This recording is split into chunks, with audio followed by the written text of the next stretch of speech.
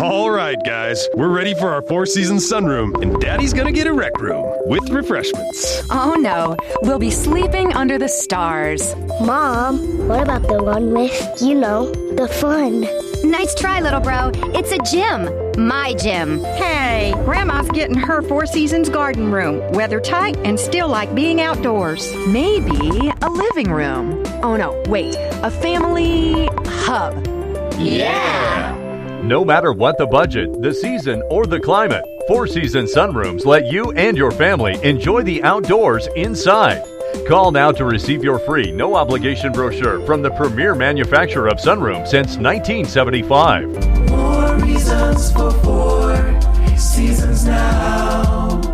To find out more, call toll-free 800-928-7007. That's 800-928-7007. Call 800-928-7007 today.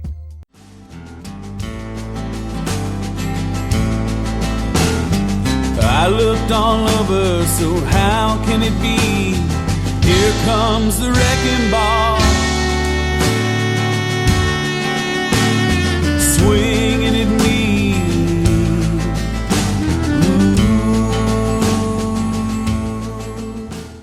K98 Talk is continuing to expand its lineup. This means we are expanding our advertising base. Whether you're a startup trying to push through to the next level, or an established business trying to supplement your advertising budget, web-based advertising is a solid investment. Thanks to Talk's newest partnership with TuneIn Radio and instant access to our sister station, K98 FM, we give you worldwide access at a reasonable cost. Interested parties should email us at advertise@k98talk.org. They know I mean well and smiling as hell if they try. They open their mouths, only hatred spews out with their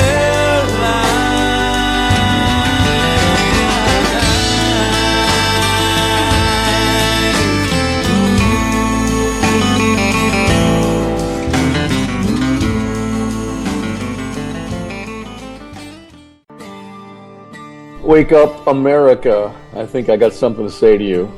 I say this every week. I love the United States of America, and I want you to love the United States of America too.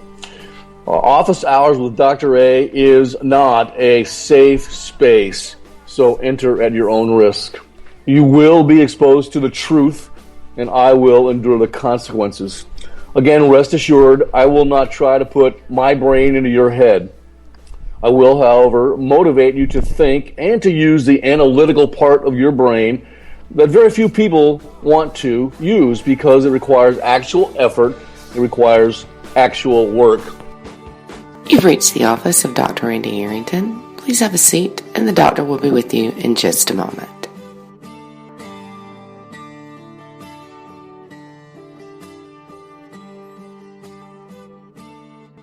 Office Hours with Dr. A is on the air. Office Hours. I am Dr. Randy Arrington, Dr. A, and we are here at the Gaylord Convention Center in National Harbor, Maryland for the CPAC convention. Oh my gosh, I've never seen this many conservatives in one spot. It's wonderful. And we've got some special guests we're going to talk to that are going to excite Lou. We're talking about national security. We're getting ready to have Chuck DeVore with us. He's from the Texas Public Policy. Yep. And we're going to talk about Texas and the economic model of Texas and how they've created jobs. Segue that into national security, which you all know from the Whom the Bell Tolls. Lou, who I call Wench, loves national security, as do I. I spent 20 years in the Navy as an attack pilot. Wench, what do you got to say? Right, and we've got Chuck DeVore here. He is from Texas Public Policy Organization. We welcome Matt Robbins, who just sat down at the table from American Majority, and who's an advocacy and training. And Dr. A actually called you the conservative acorn, which I thought was pretty funny. But we're going to pivot to the campaign a little bit because Chuck actually joined us to talk about what if Reagan ran today. And Chuck, I don't know if you and Matt know each other, but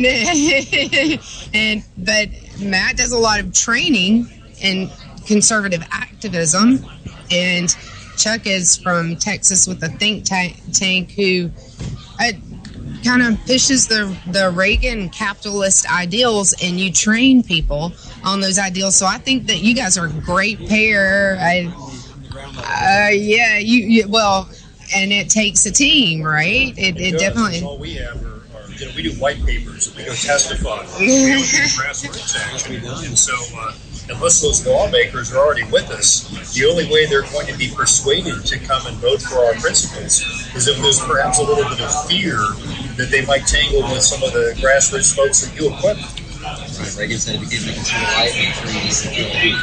Matt, you've been training these guys for the last few years, 33,000 of them. This activists, candidates, grassroots. What are you training them? We teach them everything the left's been doing to us for the last decade. Which is what?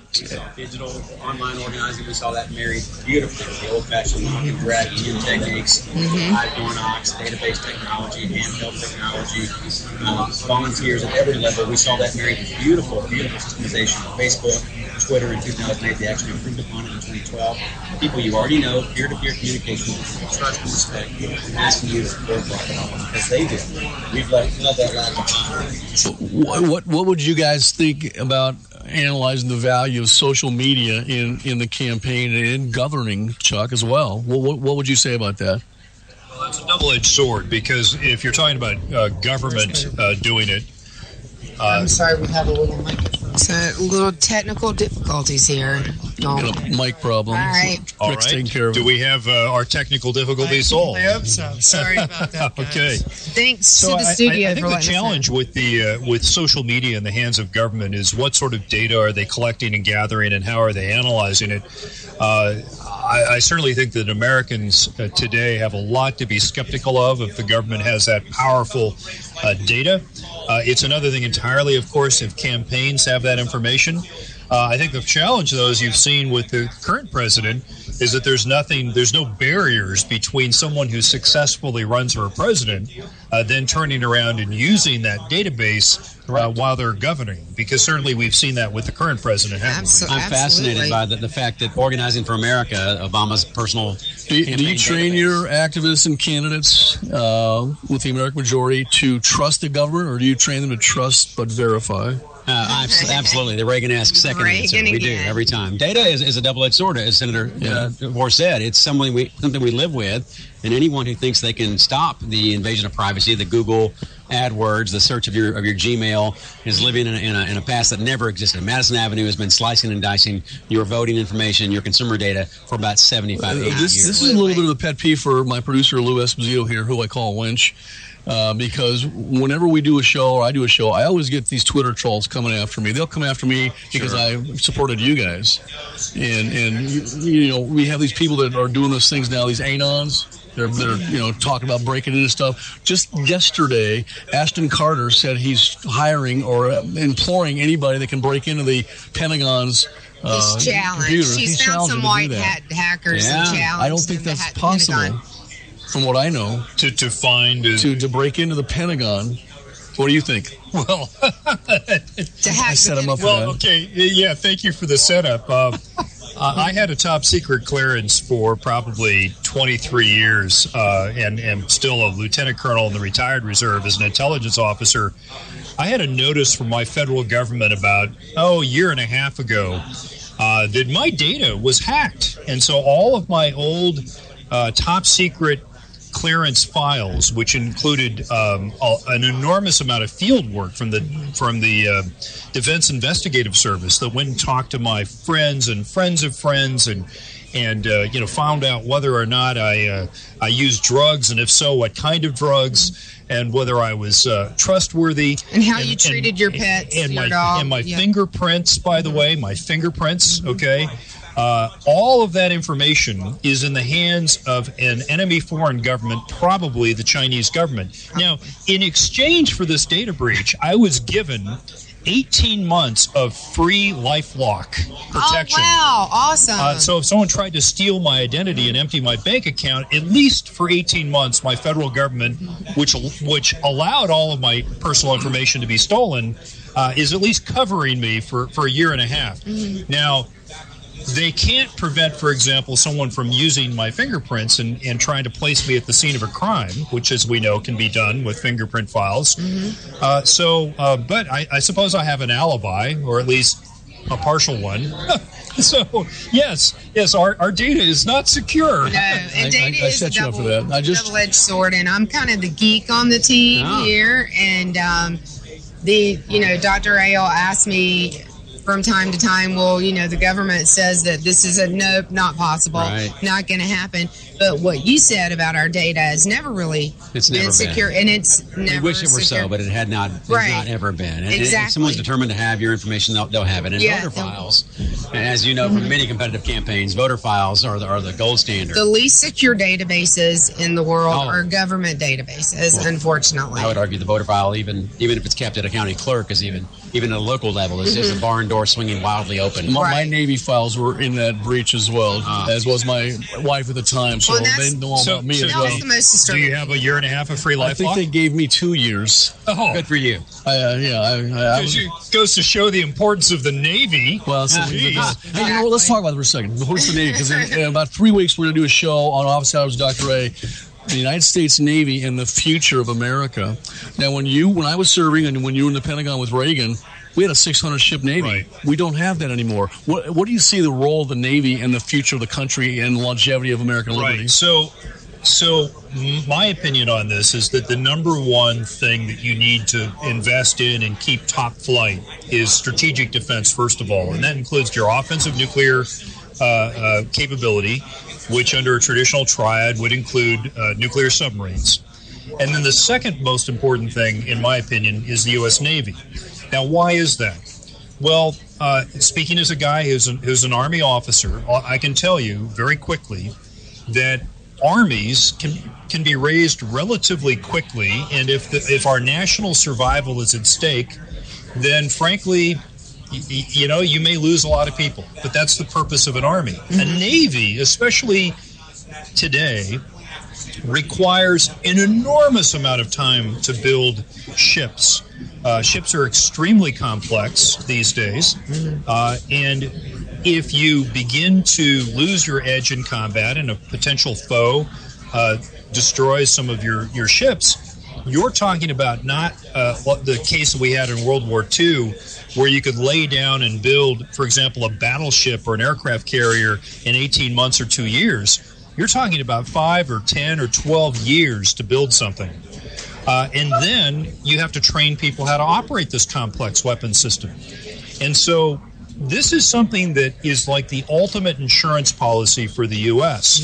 I think that the U.S. Navy, we should be starting to experiment with unmanned platforms, for example. You see the Japanese who have just finished their largest aircraft carrier since World War II. They're calling it a destroyer, of course, for propaganda purposes. Right. But a lot of people think it's going to be a drone carrier.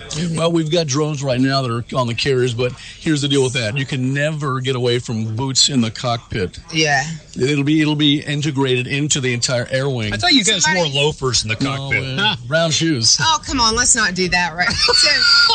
Is this a common problem? Yeah, I know. I want to pivot back from Navy and technology, both a little bit, because this is something that I've said to you and something that I think I've really hit on something. George Kennan is a hero of mine, and his one of his claims to fame was building the Navy, and he did that through the mantra, "He who rules the oceans rules the world." Right. Today, I believe we're in a situation where he who rules the code rules the world.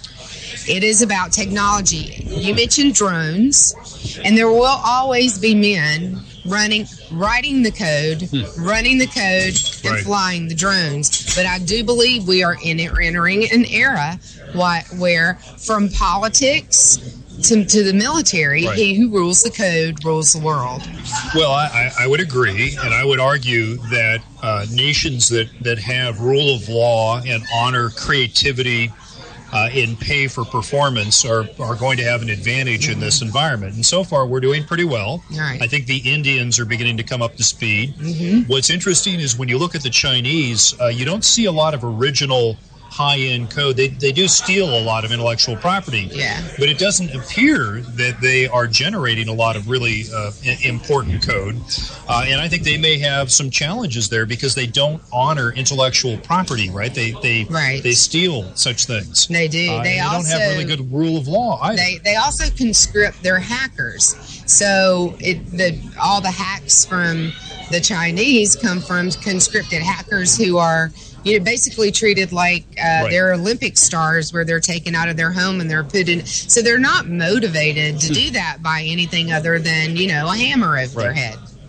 No, I think you're right on that. And I certainly think that, if you look at, for example, modern aircraft platforms, the fuselage and the engines and everything else are less than half the cost of that system. It's now software is half the cost or more of these systems. Very, very complex, and very important when it comes to keeping casualties down on our side and killing the enemy effectively on the bad guy side. And let's let Matt talk a little bit about how how that relates to campaigns and politics. It's really the same thing.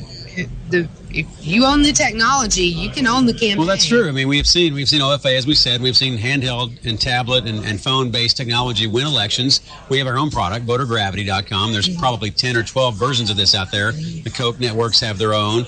Everybody, libertarians, uses their own. If you don't have the voter file digitized where you can append it in real time, where you can go to a voter's door, ask a simple 3-question survey, do you believe government's too large or too small? Were you in favor of the Affordable Health Care Act? Simple things that tell you what the voters' instincts are, then you're not able to win that race. You've got to be able to go household by household, figure out how they voted in the past 4 cycles, figure out how they feel about government right now, and tailor your message all in real time, as Chuck will tell you, at the door with a smile on your face and eye contact as you're talking to that voter. And it's got to go back in. No more barcodes, no more bubble sheets, no more paper and clipboard. This is all being done by armies on the left, and unless we do it on the right, we're going to lose another election. Absolutely. So you can impact and win elections and campaigns and really win politics through technology. I don't see how. And you can win wars through technology. Well, and training, of course. The technology by itself is not sufficient. You have to know how to use it, and both as an individual and as a team. It's a paradigm shift. It really is for our it's a paradigm shift. Voting electorate and our volunteers and our base. Right. It still includes people. Because both of you pointed out that it's not just about the technology, that the people are critical to making the technology work. Well, I would say, and I'm embarrassed to even say it, I would say our triad in the grassroots world, conservatism, grassroots world, is the old-fashioned shoe leather, the door knocks, the marriage of social media to that, and then the database technology. Those are our 3 tools. When you're training these guys in your conservative activism, do you have any kind of training on virtual assault? Virtual assault? Yes. No, sir, we don't. It happens all the time. Well, we understand that. Yeah, we do. And I don't care. I play with them a little bit, then I block them. Some of these ladies that I know, they take it very personally, and it can escalate into actual assault and legal assault. Right. That might be something you could consider. We should weave that in, and the SWAT raids, the things that are being called on people. Something else that's happening in that realm that people don't realize is that a large percentage of the people who we would call trolls on the internet are being paid for by Russia. Exactly. By Russia. All the time, right? Yeah. Because they want to break down our civic organizations and our ability to talk to each other. Classic KGB and techniques. So you see them hijacking these conversations in a way that helps weaken our republic. They hate me, by the way, because I know them when they come at me, and I always let them know I know who they are. This is one of the prime tools of cultural Marxism, which is one of my bailiwicks. We're going to talk about them in about 3 weeks, but cultural Marxism, political correctness. Marx said that we would have capitalism be destroyed because it builds itself up, and then it destroys itself because of economics. The proletariat would say, hey, I'm tired of being, taken advantage of. We're going to rise up. It's never happened, ever, and it will not happen because he was wrong. So the cultural Marxists came from Frankfurt. They went over to Columbia University, the Saul Alinsky's, the people like that, and they said, well, no, we need to change Marxist theory. The way we're going to destroy the capitalist system is through social destruction, and that's what they're doing right now. They're trying to make people hate themselves, hate their upbringing, hate the country, so they'll be ripe for revolution. education and fall off that vine. That's what's happening right now. And I imagine that both of you see that in what you do as well. It's a perfect storm. Yeah, and you see it on the ground We do. lot, I bet, Matt. We do. We see a very fractured and divided base, disaffected Republicans, libertarians.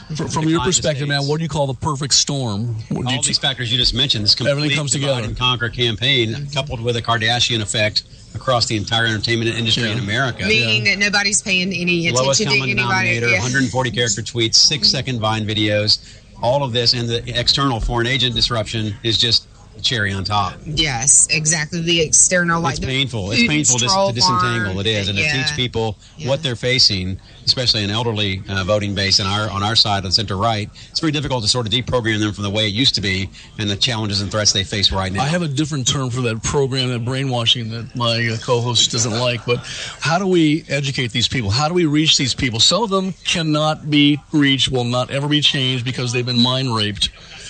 She doesn't like me to say that word. Their brains have been stolen from them forcibly. Talking on our side, or I'm talking about on our side and the universities. Well, I 10 years at UCLA. The cultural Marxist professors are stealing these kids' brains, and they're not giving them the truth. My mantra is speak the truth, endure the consequences. How do we educate them? I think it's old school. I think it's relational. You see groups like Young Americans for Liberty, whether they're with Dr. Ron or Dr. Rand Paul. You see Turning Point USA. 1 million students reached with a pro-capitalist, pro-free market message last year. You see them combating this campus by campus, chapter by chapter, club by club. And we do the same thing with individuals and groups at American Majority. We tell people exactly what's going on, what's been done to them, and it's one-on-one. You have to show people and bring them along personally. You can't reach everyone. You can't bring every Tea Party group, 912 group, disaffected, whatever group along. But by God, we live in an age in 2016 when we're streaming everything we want on demand. We're having services and goods delivered by drone or same-day service in some cities. We're having our health facts looked up at WebMD, and yet we hold politics as something that should be archaic and agrarian and based on ancient calendars and schedules, and somehow there's a layer of mystery about it. I remove those barriers. I try to feed information about technology, social media, best in practice, door-to-door techniques, phone banking, all of it together. We can handle it. My grandmother, my mother is 72. She can handle it. She's adapting to iPhones just nicely in her regular life. She can adapt to the political curve. So I think regarding the university challenge, though, I think the free markets are going to start taking care of this, and here's why.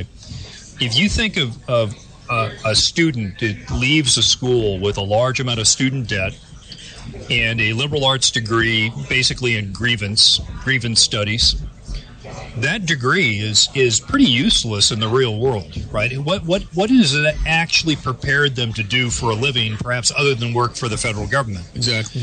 And what'll end up happening is students that come out of a school with a large amount of debt and a worthless degree are going to be economically left behind. And what you're seeing in this economy is an increased demand for tech training. Now, whether that's coding or being a nurse or being a heating and air conditioning repair person, none of those things require a traditional liberal arts degree. It's a waste of time and money. And, oh, by the way, in the job market, more and more traditional corporations are also beginning to see that a traditional four-year degree isn't what it used to be insofar as its value. And so what I think will begin to happen is that you'll start to see more competition from schools that are simply going to train people without a use for these left-wing professors because they don't add value. And I think the students themselves are going to start to wise up and be better consumers and say, hey, wait a minute. Well, how is this person who's teaching me to hate capitalism, to hate America, how is this person helping me to be a better future employee or to start a business of my own? Right. Well, as a university professor, I can tell you this with confidence. Half the students in the universities do not belong there. They're wasting their time, to quote Chuck. They're wasting their time. They have to go. Well, they think they do. Today, a four-year college degree is like a high school degree. It used to be back in the 50s and 60s. You got to get a master's degree, really, in something that's concrete to be competitive. Yeah. And Matt Robbins had to leave us to go to another interview, but I just want to say, since he's gone, that we appreciate him coming in from American Majority, and their website is, speaking of technology, AmericanMajority.org. I want to pose this to Chuck. Right now, I think what's going on politically is that the party, this is the Republican side, the party, which is the Republicans that are elected, the organization and the leadership, are no longer in control of what's happening. The grassroots, or at least temporarily, the grassroots are in charge of the direction of the party because they've been betrayed once too often. Now, Reagan said about war, we win, they lose. I think his advice to the party today and the grassroots would be, we win, they lose. How would we do that? How do we best win and make them lose, Chuck? And them being the big government folks? Big government, the people who want to destroy this country.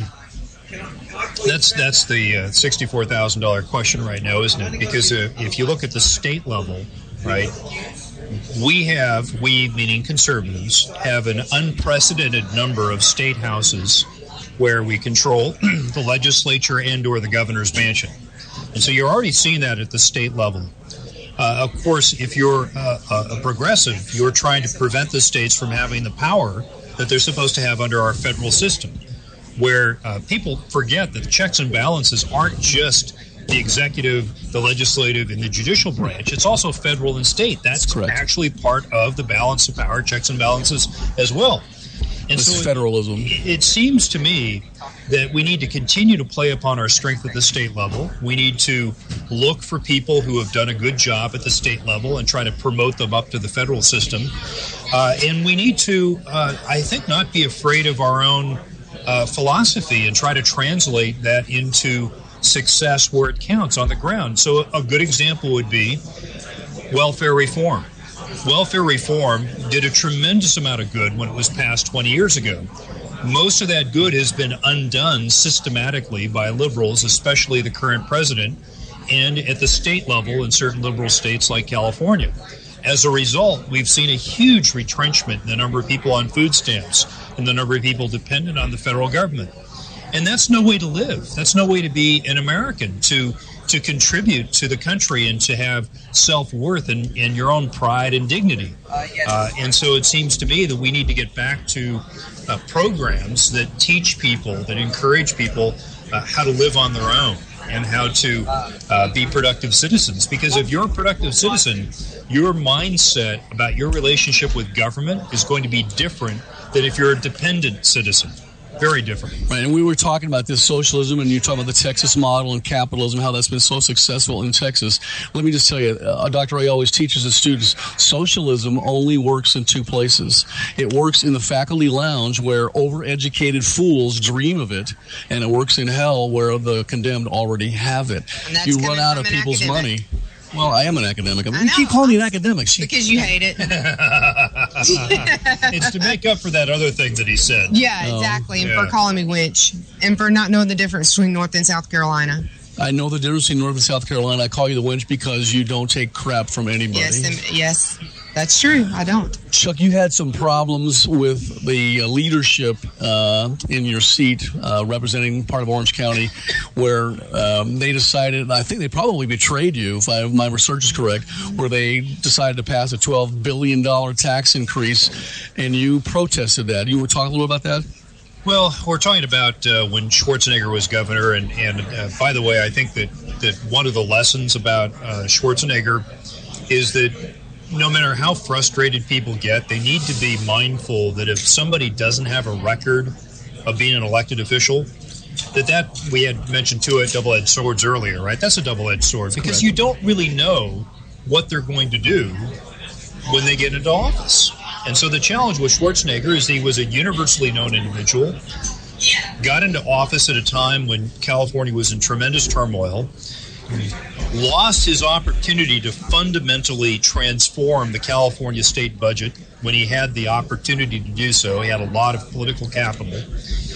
And what ended up happening is we just went further and further and further into the hole. And so rather than try to trim back government and use that enormous bully pulpit and popularity that he had to do some tough reordering of government, what he did instead was push through the largest tax increase in U.S. history at the state level at that time, since eclipsed by another big California tax increase under Jerry Brown. Now, the challenge was that the Republican leadership could have held firm. But what ended up happening was that they started small meetings with the governor where it was just one or two Republican leaders who were not as firm on the tax question.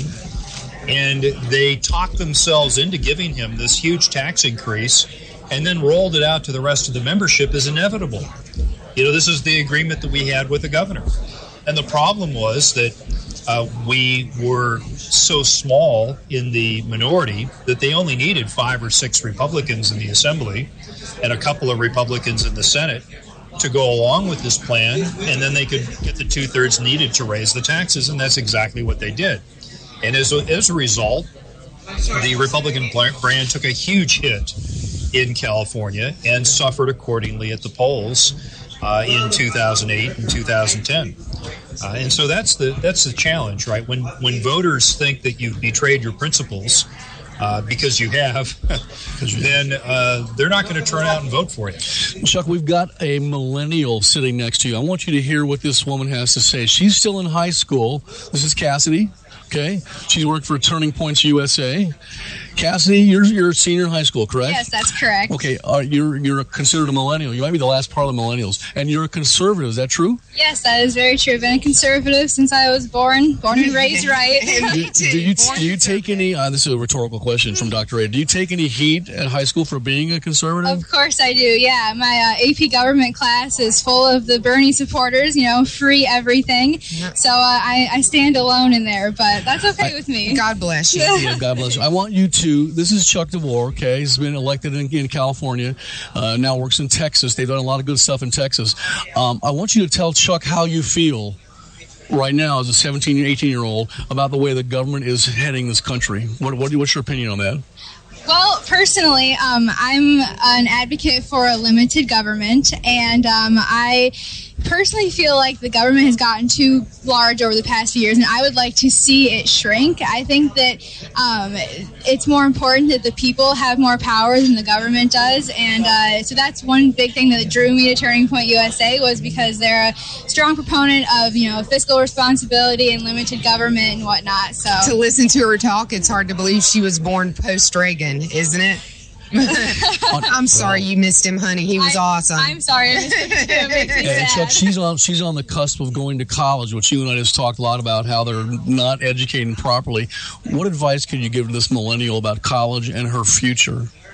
Well, learn how to articulate what you believe in and just have trust in that. Most liberal professors, what I found, because they were pretty liberal even in my day, more so today, I'm sure.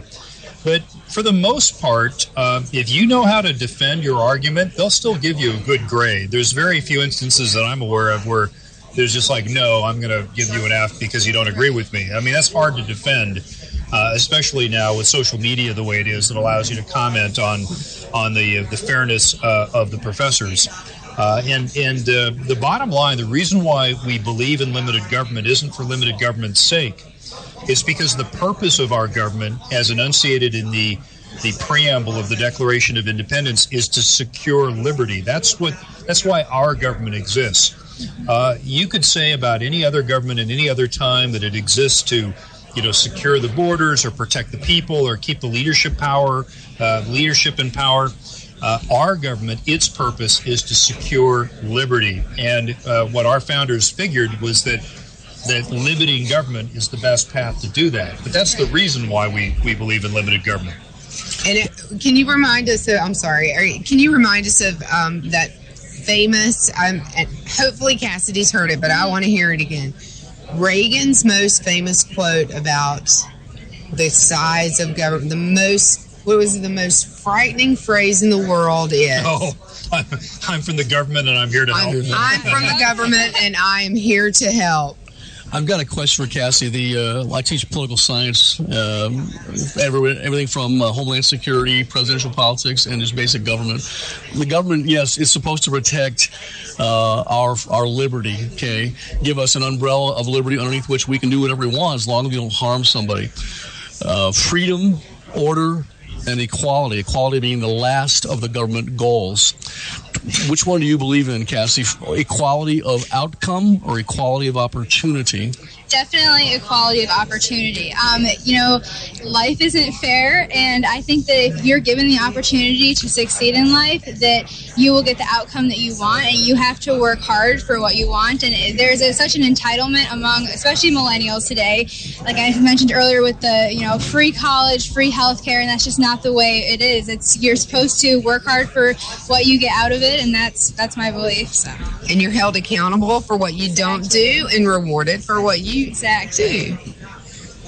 Where do you plan on going to school? I'm going to the King's College in New York City. It's in Lower Manhattan. Actually, really learned about it through Turning Point USA. I was at a conference this summer, and the president, Dr. Thornberry, came and spoke to us, and his message was very much like a conservative message. It's a Christian college, and they stress the idea of student responsibility and whatnot. They have a really great politics, philosophy, economics major that I'm going to be doing, and I'm really excited about that. So you might not get quite as brainwashed there as you would maybe at UCLA or somewhere. Yeah.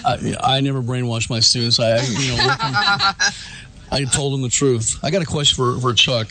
The nation's security is dependent upon having a strong economy. Right now, we do not have a strong economy. I don't care what the left tells you, they're lying to you.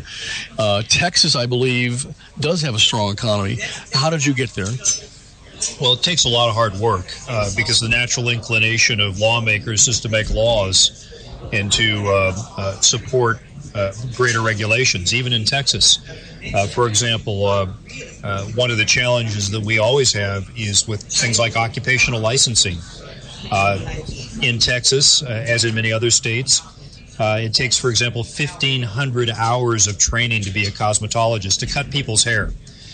That happens to be the same amount of time needed to train an airline transport pilot to fly a 747. Now, I know my hair is very important, right? Being a former California lawmaker, you think that perhaps your looks are pretty important, but somehow the same amount of training to cut my hair as needed to fly a 747, I don't think so. So even in Texas, we have that challenge. Now, fortunately, because Texas is more conservative-minded, we're more successful in pushing back against it. So as a comparison, you take the two biggest states, Texas and California. You have about 20% of Americans are Texans or Californians, 20%. And yet, if you adjust for the cost of living, which the official poverty rate does not do, something I didn't realize until I left office and worked for the Texas Public Policy Foundation. If you actually adjust for the cost of living and adjust for the value of the welfare benefits people get, California has, on a per capita basis, 47% more people in poverty than does Texas. So explain this to me. How is it that a state with a wildly progressive income tax code, where they tax so much that if you got rid of the sales tax or the property tax or the personal income tax in California, that would almost take California down to the same level of taxation that Texas has, right? So they have all the government that the left says they need, and yet, according to the U.S. Census Bureau, California has the highest rate of supplemental poverty, this new measure that the Census Bureau has done, taking into account the cost of living, highest in the country, supplemental poverty, higher than Texas by 47%. And, oh, by the way, Texas and California are both majority-minority states, meaning that white non-Hispanics are the minority in both states. So it's shocking to me that the left, following their own blueprint, right? The biggest state in the country, highest poverty rate. And in Texas, it's at the national average, in spite of the fact that only 42% of Texans are white non-Hispanic. And my fairly progressive liberal arts college taught me that that's called correlation. Yes, right. And then in the causation, well, in my opinion, the causation is the size of government. And so if you look again at the tax structures between the two states, California has about half again as many people in poverty, and they have about half again as much taxes as a share of the state income as does Texas. And they also have a tremendous and crushing regulatory burden. I voted for a study back when I was a lawmaker that took several years to be released because the Schwarzenegger administration was very embarrassed about it. It was a study that looked into the cost, the regulatory compliance cost of California-only regulations on small business in California. They came up with, the study, $134,000 per year per small business was the cost to comply with California regulations, which, by the way, if you didn't fill out all the paperwork, you are going to prison. Right? This is not optional stuff. This is stuff you got to do. Because if you don't do it, you get fined. And that's just the state regulations. Those were the state does not regulations. include federal. And so what you see then, when I moved to Texas from California in late 2011, after I was termed out in 2010, I had a never-ending flood of people who were contacting me both on my cell phone and via email saying, I'm a small business person, I voted for you, I'm moving to Texas. Tell me about Texas.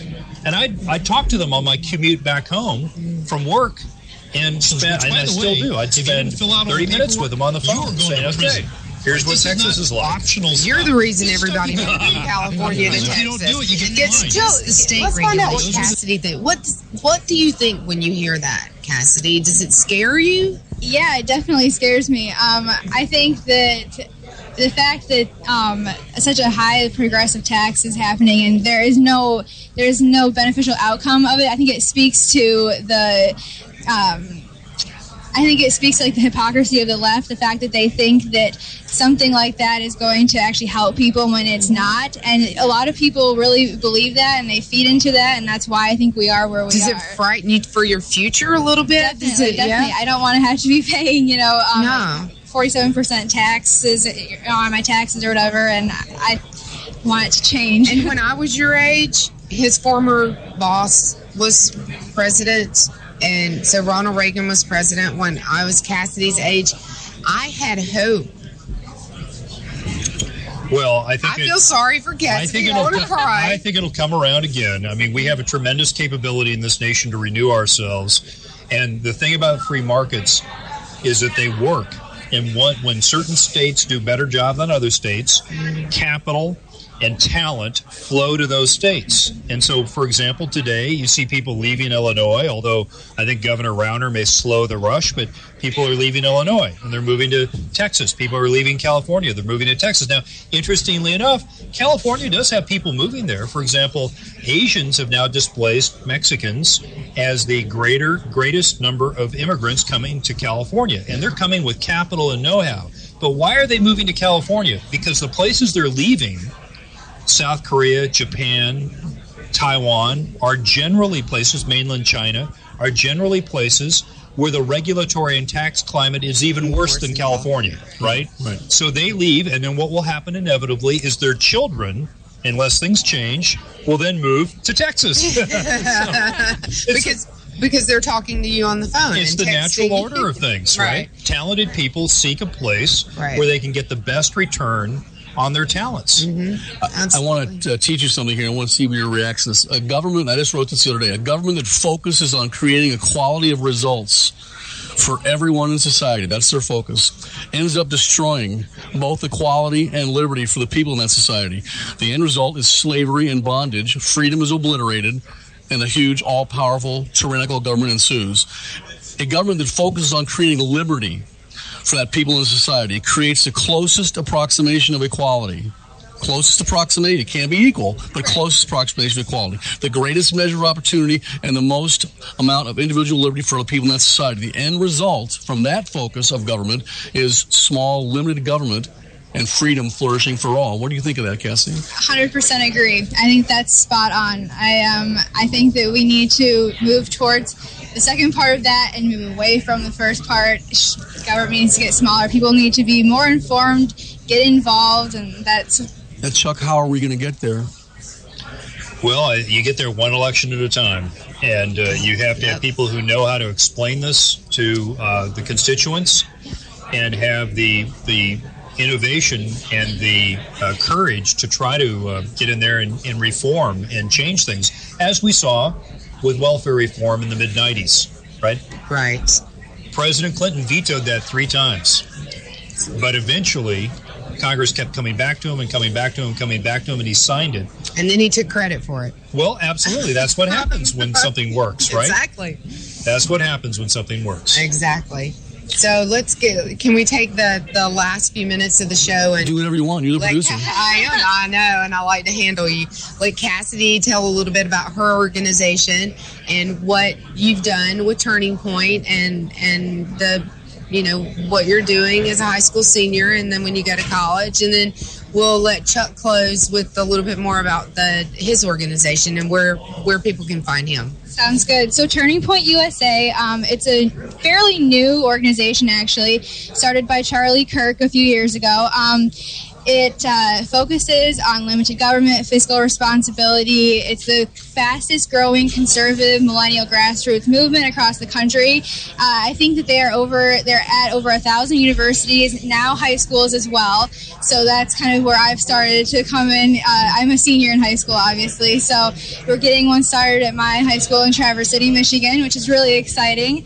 I've been to a couple conferences with them. My first one was the high school conference I went to last summer, and then one in Florida this past winter, and now CPAC. So it's been an amazing experience. I have cherished every moment of it, and I'm forever grateful for this kind of opportunity. So yeah. Wonderful. And CPAC is my favorite conservative conference because of all the young people that are here. It's exciting. More young people at CPAC conference than any other conservative conference. Now, how do people find and get involved with Turning Point USA? So I found out about Turning Point through social media. That's one huge way they connect to a lot of people.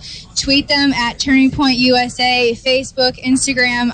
Their website is turningpointusa.net. So go on there. They have lists of their events, their sponsors. You can buy cool things like Big Gov Sucks t-shirts. You'll see those all around CPAC. Lots of stickers. Yeah, I Heart Capitalism. It's everywhere. So it's really exciting. Yes. I got an I Heart America sticker. Perfect. And I Heart Capitalism and Big Government Sucks. That's my favorite one. That's like the slogan. It's the motto. Yeah. And Cassidy, you're a great spokesperson for them. So thanks for joining us. Thank you so much. Tell us about your organization, how people can find you. Right. Well, it's the Texas Public Policy Foundation. We're the largest free market state-level think tank in the country. We sometimes like to call ourselves the Heritage Foundation of Texas. We also have some national initiatives. We work to enact and encourage states to look into criminal justice reform, where we can improve both public safety and reduce incarceration simultaneously, because it costs a lot of money to imprison people, especially if you're imprisoning the wrong people. And if you cut incarceration a bit, you can put some of that savings into effective treatment and rehab programs and more probation and parole officers, and end up with an improved public safety, lower crime. So that's one of our national initiatives. That's why I'm here this week at CPAC. We have another initiative that is national, and that's pushing back against the Environmental Protection Agency and what is really an illegal regulation, the Clean Power Plan, which threatens Americans with huge increases in their electrical bill, 20 to 30%, depending on which state you live in, making the electrical grid less reliable, more like a third world country. And depending, again, on the state you live in, dramatically increasing the cost of water. Because in some states, there's a lot of electricity that goes into pumping water around versus other places. Your president told us he was going to monumentally raise our electrical bill. Did anybody listen to that when he said that? I'm sure you did. Well, I think some people saw that as a feature, not a bug. That's the problem, of course, is that we're losing these arguments. So the Texas Public Policy Foundation is in Austin, Texas. We have about 50 employees. You can find us at texaspolicy.com. We're, of course, also on Facebook and other social media platforms. And it's real fun to work for such a liberty-loving and effective organization. Brooke Rollins, our president and CEO, always likes to say that we're not a think tank, we're a do tank. Oh, I like that very much. And you're deep behind enemy lines in Austin, Texas. Well, Austin itself, they like to think of as kind of a blue dot in a red ocean, but we're the red pinprick in the middle of the blue dot in the middle of the red ocean. That's great. And we're better to kind of keep a pulse on how the left is thinking, even when you're in Texas, is in that blue dot in a red ocean. Exactly. Right? We still got about 4 minutes. You want to ask another question? Chuck was talking about California. I can explain California in one word: socialism.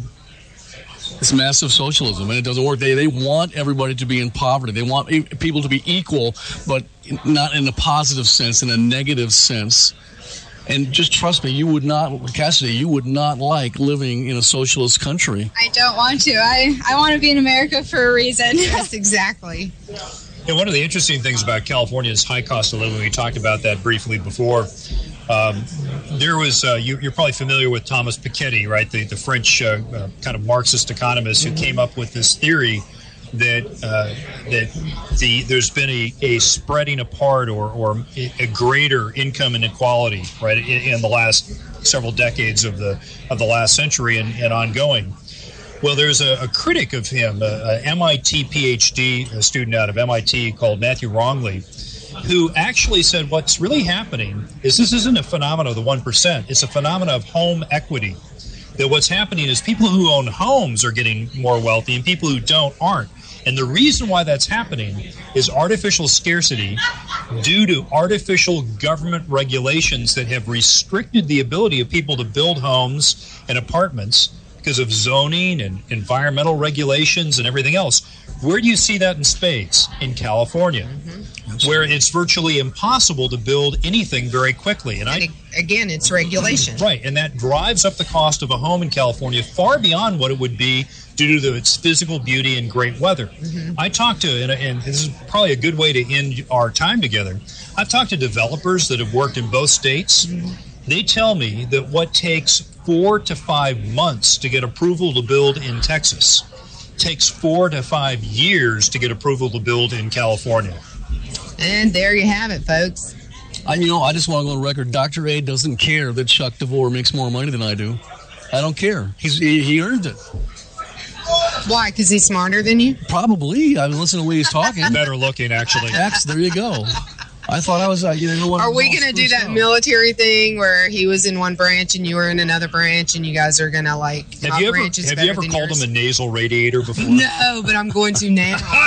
Look at him laughing. He's heard that one before, hasn't he? I have. Whenever I talk to the Air Force or Army pilots, I always ask them one question. How many times have you landed a jet on an aircraft carrier? When they say no, I say, get away from me. Get away from me. Yeah. Okay, Thursday night. You can't stand in my presence. Sundays at noon at K98 Talk. We're also together Thursday nights at 8 p.m. for Whom the Bell Tolls on K98 Talk. And we're on WNJC Conservative Commandos Radio Network every Tuesday at 5 p.m. drive time. Yes, Do your close, Dr. A. Let freedom ring. God help us, and always speak the truth and endure the consequences. Thank you for coming to Office Hours with Dr. A. And we'll be back here next week, Tuesday, not Thursday, live from CPAC, even though I'd stay here for another week and do another week live from CPAC. But we will be back next week on Tuesday at 5 p.m. on our usual regular time. And thanks so much, Chuck, and thanks, Cassie, and we thanks Matt, who was with us earlier. So long, folks. Good night, Philly. All right. Thanks, sir.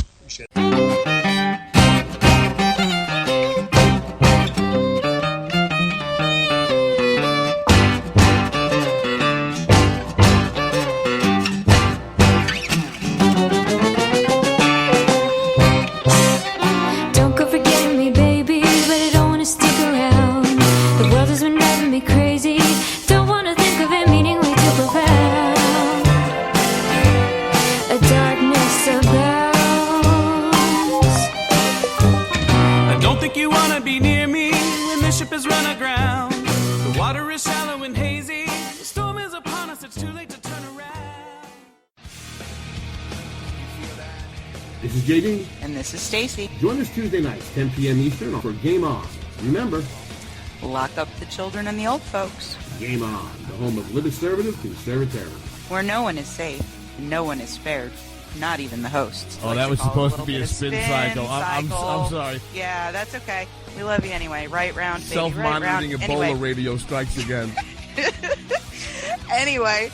Anybody see the host monkey? Where's the host monkey? Where's the host monkey? For God's sake, I need an antidote. Just do your rant. Let's pop out of the segment.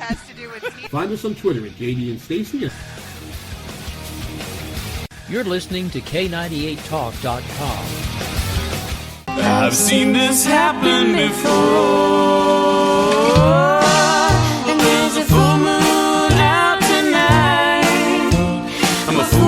but you can't fool me twice. I wear my secret deception just like a disguise. When I reveal myself in the light, stick around and you might pay the price. Enough with the questions, it's time that we said our goodbyes. I knew that this wouldn't be easy. Try not to tie it down. Now nothing you say can appease me. If you wanted to go, then you would have been gone before now. The darkness abounds.